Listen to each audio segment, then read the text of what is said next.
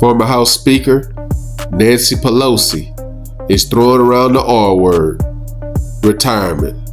You know what they say? All bad things must come to an end. I know y'all heard the old saying, more money, more problems. But in the case of the Democrats, it's no money, more problems. They refuse to even take a pay cut for bureaucrats. Congress are voluntarily not taking pay. Are you on board with that? No. And where was Bernie Sanders at during the shutdown? Probably writing a book called Fighting Oligarchy. How many times have we heard him say oligarchy? This democracy is evolving into an oligarchy. We are moving in the direction of oligarchy. This great country is evolving into an oligarchic society. The drift which currently exists toward an oligarchic form of society. Man, Bernie Sanders been fighting oligarchy for the last 30 years. And he's still fighting it.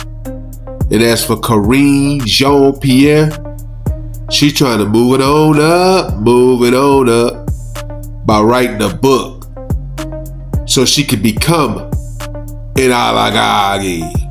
Take a listen. We can't behave as if or react to situations per usual. These are unprecedented times. You have to lean in, you have to fight. And these are the things that everyday Americans are asking for. Where are the Democrats? Why are they not fighting? Karine Jean-Pierre, she's on a revenge tour. And she's blowing up the Democrat Party like the East Wing of the White House. But you know who else is blowing things up? Hunter Biden. In one interview, Hunter Biden said he wanted to put them hands on Obama. Now he wants a piece of George Clooney. What George did, I just thought was a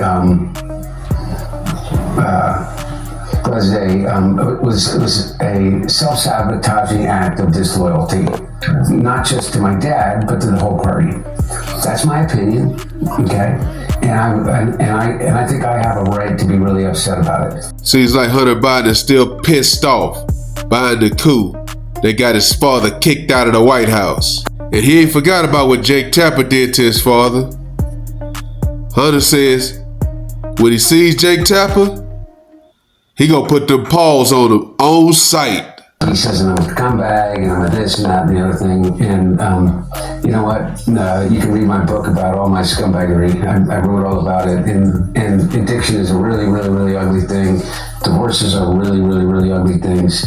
I don't live my life to impress Jake Tapper, but I am. I just think it's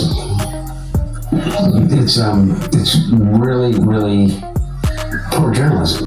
Hunter Biden, bro, you sound like you got some anger issues.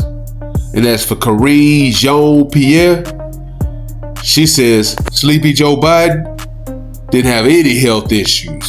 I saw someone who was sharp, understood history, understood policy. I'm not saying he didn't age, but I'm saying he was there. He was like really... It wasn't dementia.